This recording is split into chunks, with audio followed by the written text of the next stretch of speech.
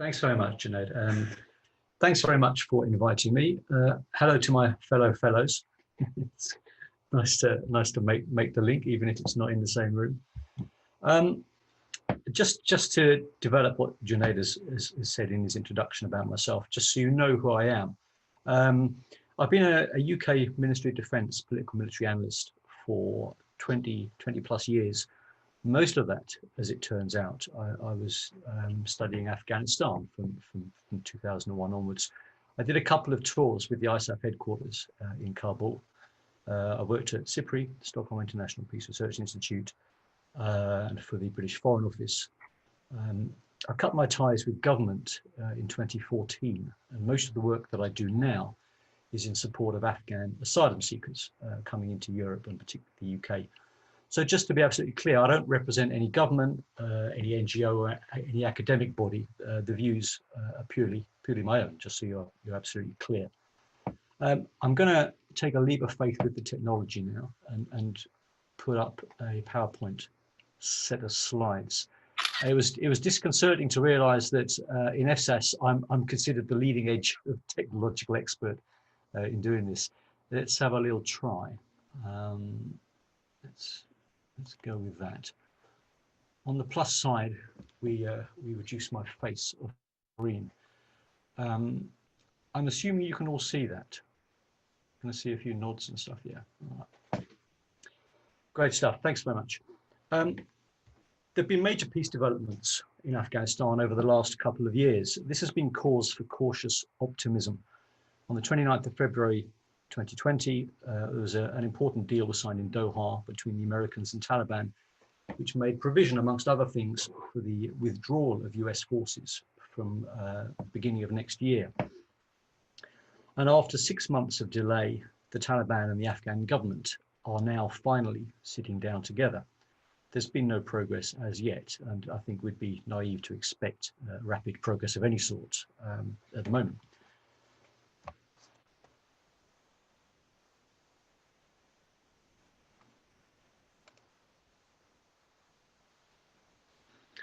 There's been a lot of optimism because of these talks, but it's also been striking to see the strong and consistent calls for caution, pragmatism, and even pessimism from almost every analytical direction. There are clearly many things that can go wrong. A hasty US-Taliban peace agreement with a precipitous US military departure in the absence of wider Afghanistan reconciliation will certainly increase the risk of instability and even civil war. There are many factors that could cause the peace process to derail. Terror attacks and violence can come from a number of directions. One of the most high-profile and still potent groups is the Islamic State.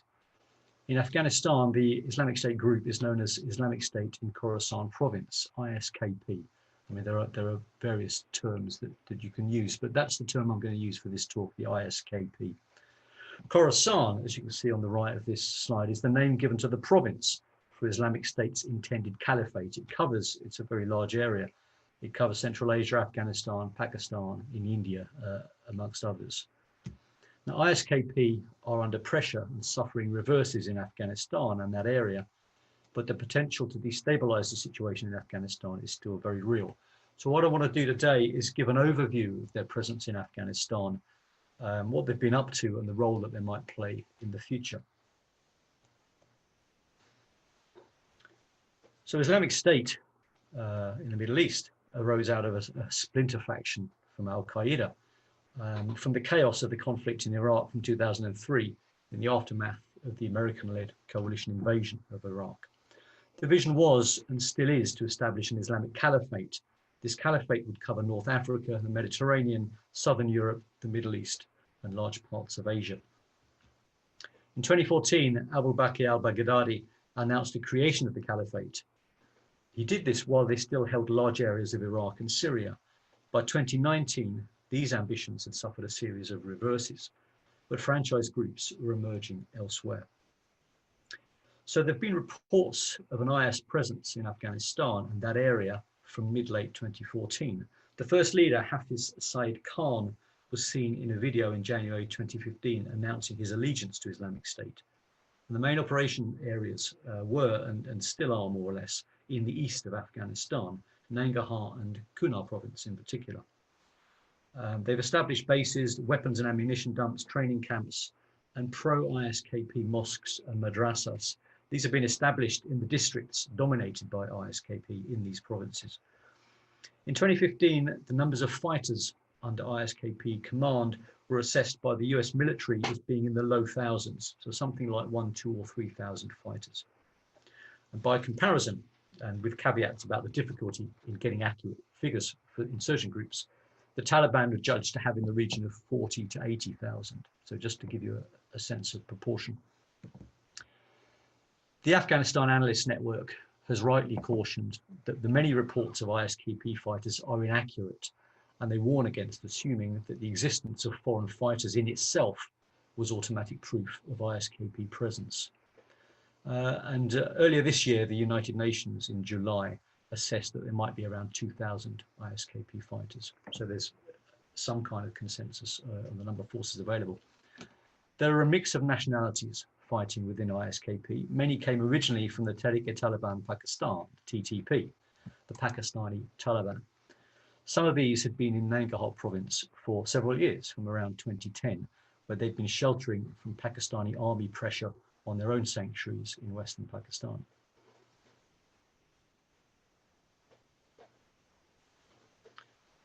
According to US military sources, as many as 70% of the ISKP fighters are Pakistani in origin, and this included at the time all of the leaders. There are reportedly many other foreign fighters, including Chinese, Chechens, Iranians, French, Algerians, Sudanese, and Bangladeshis. And in this region, ISKP has been effective in identifying discontent amongst other militant groups, convincing them to change sides. And this has included Afghan Taliban fighters who had, by 2015-2016 time, become disenchanted by the slow military progress of the Afghan Taliban and were looking to join an insurgency with then a higher profile and impressive financial resources. So the ISKP have been very active in Nangarhar, subduing large areas, including whole districts up to a period. The force also attempted to project itself further, attempting to establish a presence in places like Helmand and Kandahar in the south, Ghazni in the southeast, and even the north, up into Balkh and Faryab in the northwest. They've had a lot less success in this. ISKP have also targeted Shia Muslims and the city of Kabul.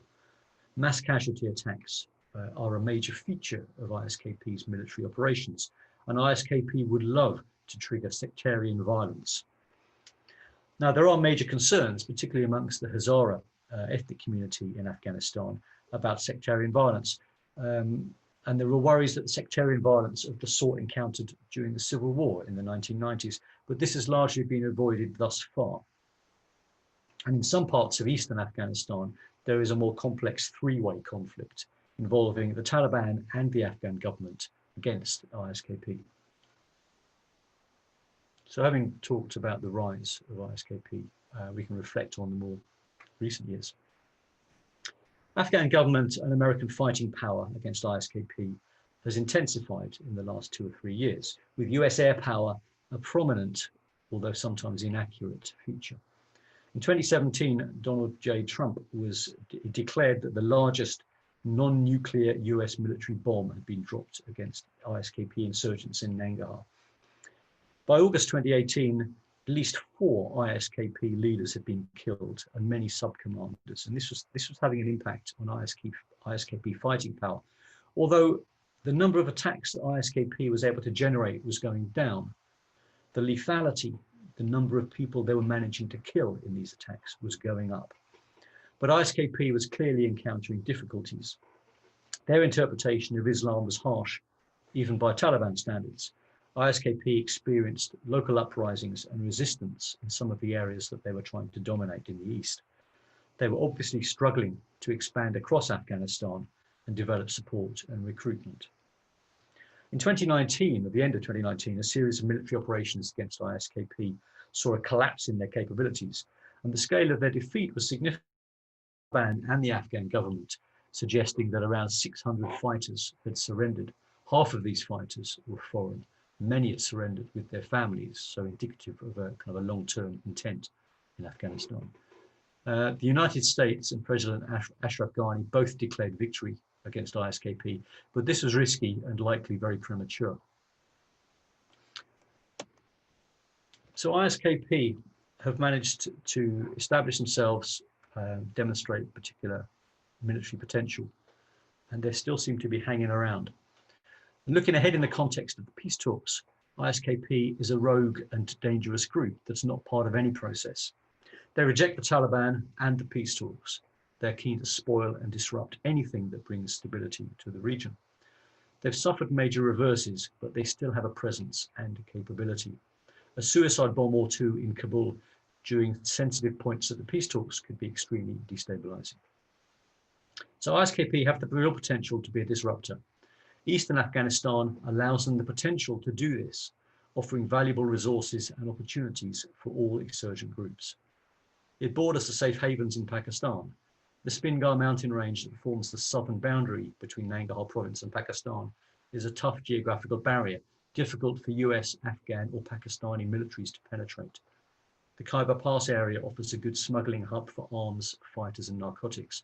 There are also safe havens in and around the rugged and mountainous Nangarhar itself.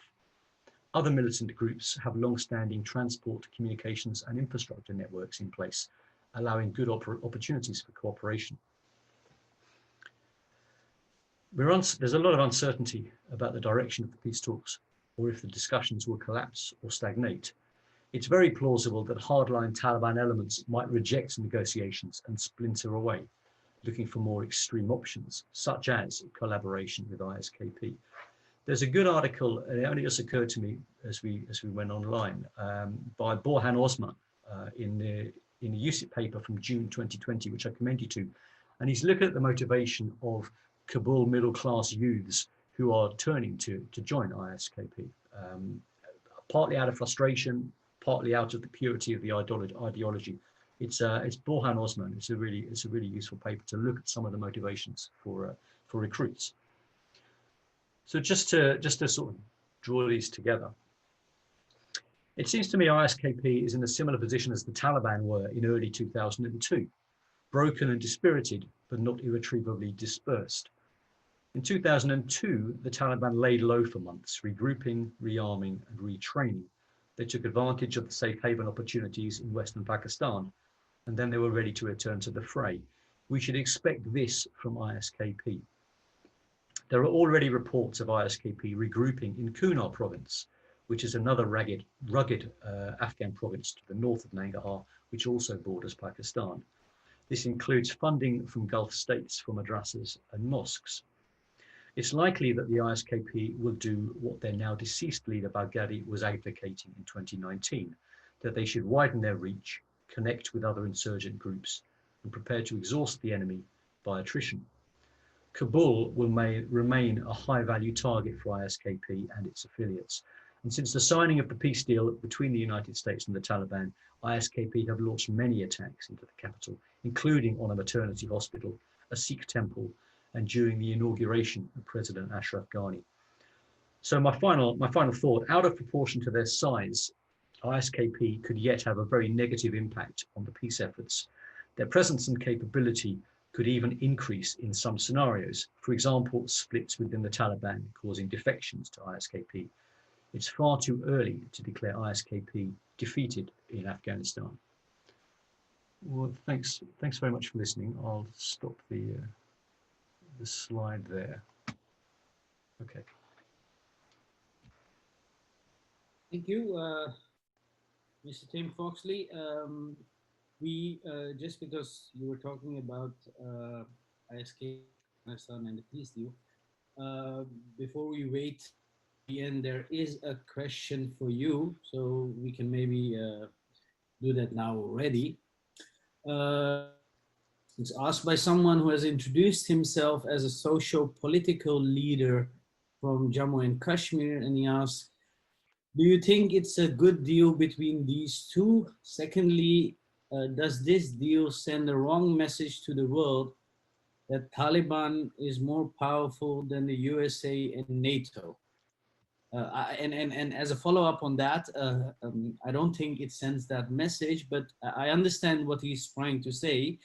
is that, does it mean that if you continue working like the Taliban, at some point of time, a superpower, a military power will come down to talk and sign the peace deal?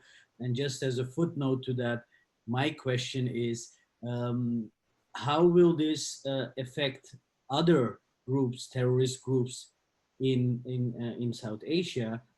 Because in effect, the US has negotiated now in Afghanistan with terrorists. Yeah. I mean, these are all good questions, and you're absolutely right. A good deal between the Americans and the Taliban. One of the problems that we have in the world at the moment, and again, this is just me speaking from my personal views, is having Donald Trump in the presidency. He is, again, these are just my words, he is incompetent and corrupt. He doesn't know much about Afghanistan, and nor does he care to learn or try and understand. The only point at which Afghanistan is relevant to Donald Trump is to boost his own domestic election prospects, which is why we see this unseemly haste to tie a deal together and rush out. And I think if he could have invited the Taliban over for a photo opportunity in America to submit his invoice for the Nobel Prize, then he would have done that. So we have this great period of uncertainty in the American leadership, and I think I heard Thomas Barfield, who is an expert's expert on Afghanistan. He was in a conference earlier this year, and he said that the president represents America, and the Taliban look at this president and think that this is the way America is now approaching Afghanistan, and what the Taliban see is a rush to leave Afghanistan, and that's what I see as well, and that's why my real concern is that we have this rush of American forces go out, the international community loses interest, and the Taliban are emboldened. And I think that's what the original question was driving at. It's a good deal if you're the Taliban. I think the Taliban are emboldened by this approach to peacemaking. And it's significant now that you don't see the Taliban attacking Americans or the international forces in Afghanistan. I think they recognize it. We'll just let the Americans leave, and then we can deal with the next issue, which will be the Afghan government. So I hope that answers it. And I'm very suspicious of the Taliban. I think that they do not have, partly because of what they've seen from the American example now. I don't think they have a particular sort of motive or agenda that involves compromise. I think they are preparing as much as they can to return to the system that they had before. We'll see in the coming months. I don't expect these talks to progress very quickly or anything particularly significant. I'm not expecting anything this year, really. I mean, they might just get used to talking to each other, and that would be positive in itself. But again, from what I've seen, what I've read, and from the other kind of experts and analysts that I've spoken to or sort of read their thoughts, I don't think the Taliban particularly plan a deal that represents compromise. I think they find themselves in maybe a stronger position that they're expecting, and they're going to exploit that. And I think the message, I mean, I can't speak so well about other insurgent groups, but I'm sure ISKP have seen this example from the Americans, and other groups will take heart as well. And again, quoting experts, Barnett Rubin made a really good point in the time of COVID, and he said, COVID is going to strike Afghanistan. It's striking Afghanistan, on the ground. It's having an impact on its infrastructure, on its finances, its economy, its armed forces. It's a negative impact. But the biggest impact that COVID is going to have is on, for example, America or the EU, who are suddenly in their own economic crisis, and they will have less money and less resources and less time and less effort to devote to Afghanistan. So these are a few things coming together which are not positive. I mean, I don't want to talk down the talks, because we all want this to work well, but that's why I'm particularly pessimistic at the moment. I think the Taliban are emboldened. The Americans are keen to rush out, and there'll be less international effort and resources in 2021, 2022, when which is when Afghanistan's going to need it the most. So that was a lot of answers to. I hope some of those have struck home.